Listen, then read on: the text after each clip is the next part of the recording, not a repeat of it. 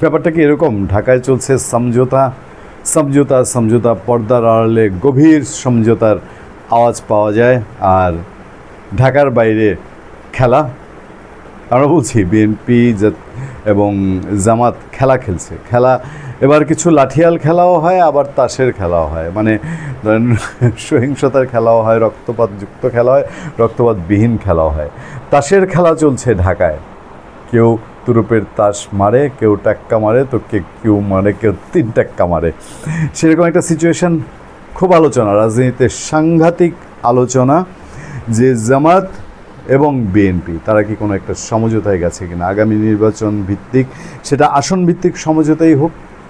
জামাত যত বক্তৃতা দিয়েছে গত কিছুদিন, নানানভাবেই বলা হয়েছে। আমরা অসংখ্য কন্টেন্টে আপনাদেরকে বলেছি, যারা নিয়মিত আমাদের দর্শক আপনারা শুনেছেন, যে জামাত এই পিআর যতই করুক, তার এটা মনের পিআর না। মানে মন থেকে তারা যে বারবার বক্তৃতা দিয়েছে না, যে ধর্মের নামে রাজনীতি করার দলটি যে পিআর ছাড়া কোনো অবস্থাতেই তারা রাজনীতি করবে না, আমি বারবারই বলেছি এটা জামাতের মনের কথা না, এটা জামাতের বার্গেনিংয়ের পাল্লা, এটা জামাতের দর কষাকষির পাল্লা। একটু পরিস্থিতি এনসিপির নাহিদ ইসলাম বলেছে বলে না, এনসিপির নাহিদ ইসলাম তো আজকে কেবল বলেছে। আমরা গত 2 মাস যখন জামাত এই পিআর শুরু করেছে তখন থেকে বলছি যে শেষ পর্যন্ত জামাত নির্বাচনে যাবে। এখন খেলাটা খেলছে ঢাকার বাইরে পিকুলিয়ার খেলা। এবার যে খেলাটা জামাত বিএনপি খেলেছে সেটা খেলেছে নোয়াখালীতে।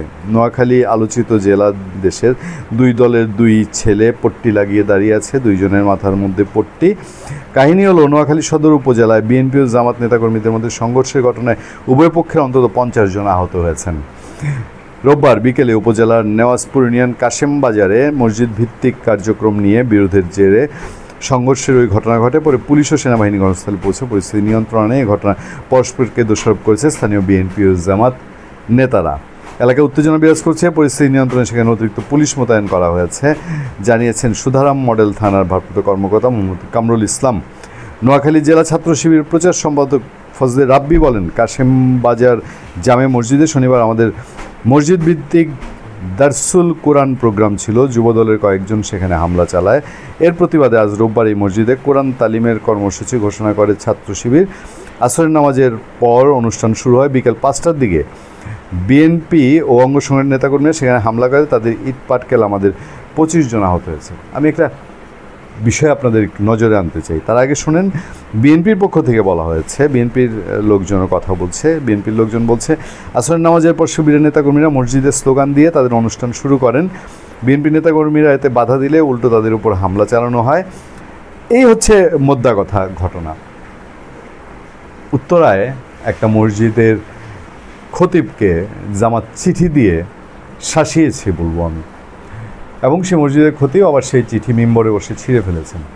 মানে আমাদের এই 5 আগস্টের পরে উন্নতি যা হয়েছে, আগে তো ভেতরে হতো, এখন আমাদের মসজিদগুলোকে রাজনীতির, মানে মসজিদ তো আমার এবাদতের জায়গা রে ভাই, ওইখানে তো আমি এবাদত করি, ওখানে আমার ধর্মের ভাই বোন মা বাবা আত্মীয় স্বজন তারা ইবাদত করেন, তাদের দোয়া চাওয়া হয়। আপনাদের রাজনীতির মাঠ ওটা না।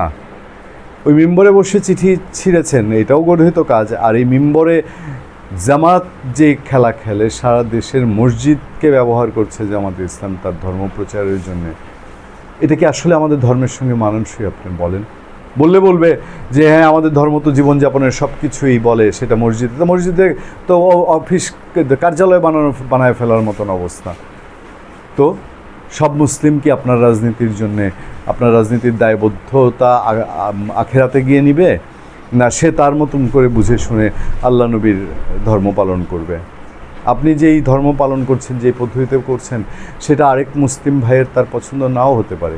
সুতরাং মসজিদ কেন্দ্রিক এই খেলা, এবং সেই খেলা থেকে আবার বিএনপি জামাত খেলা শুরু হয়েছে। দেখেন, মানে মসজিদে কে রাজনীতি করলো না, এটা এখন রাজনীতির যারা সান্ডা পান্ডা তারা ঠিক করে দিবে।